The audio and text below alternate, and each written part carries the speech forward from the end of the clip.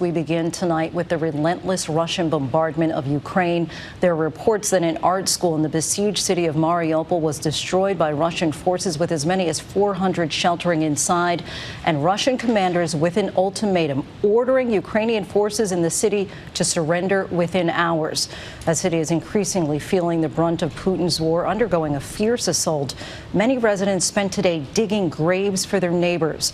Putin's ground forces making little progress in their advance toward Kyiv, leading some military analysts to predict a long and bloody stalemate ahead. Dozens of Ukrainian troops are believed to have died in an airstrike on a military barracks. One soldier was pulled alive from the rubble 2 days after the attack. Despite the onslaught, the Ukrainian people remain defiant. A crowd in Kherson, a city under Russian occupation, challenging Russian troops, chanting, "Go home." The soldiers were forced to reverse. All this as President Zelensky said today that he is ready to negotiate with Vladimir Putin, but if the talks fail, it could lead to World War III. We have team coverage tonight. ABC's James Longman leads us off from Lviv, and a warning that some of the images might be disturbing. Tonight, Russia has given Ukrainian forces in Mariupol until 4 a.m. local time to surrender. This as we get a glimpse of the dark reality of life under Russian siege.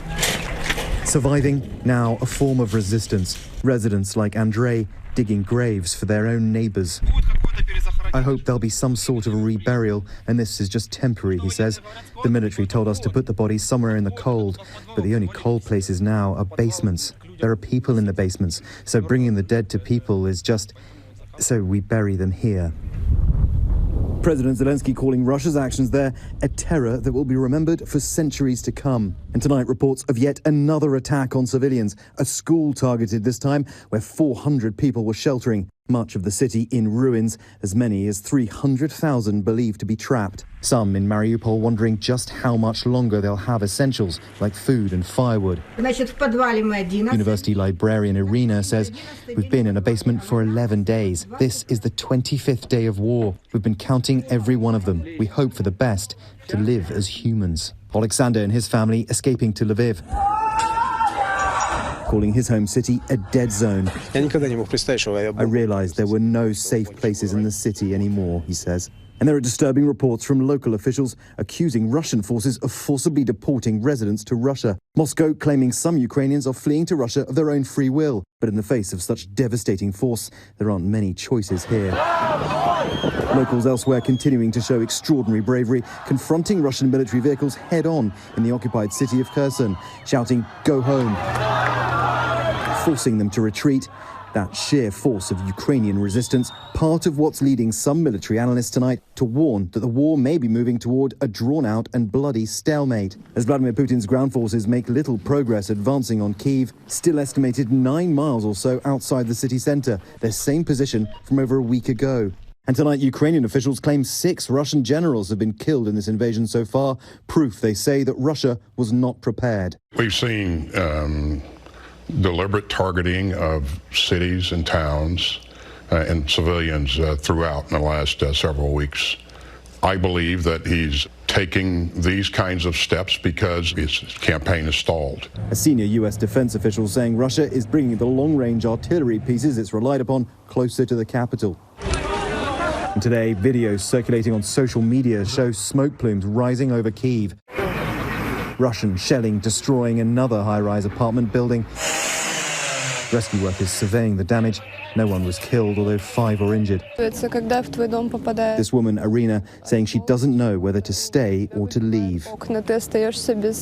When your home is hit, when your windows are blown out, you're left without a place to live. You don't know how to go on living. And tonight, Volodymyr Zelensky, in an interview with CNN, pushing urgently for peace. His country is already suffering unimaginable loss. The president with a warning of what the world stands to lose. So I think that we have to use any format, any chance in order to have a possibility of negotiating, the possibility of talking to Putin.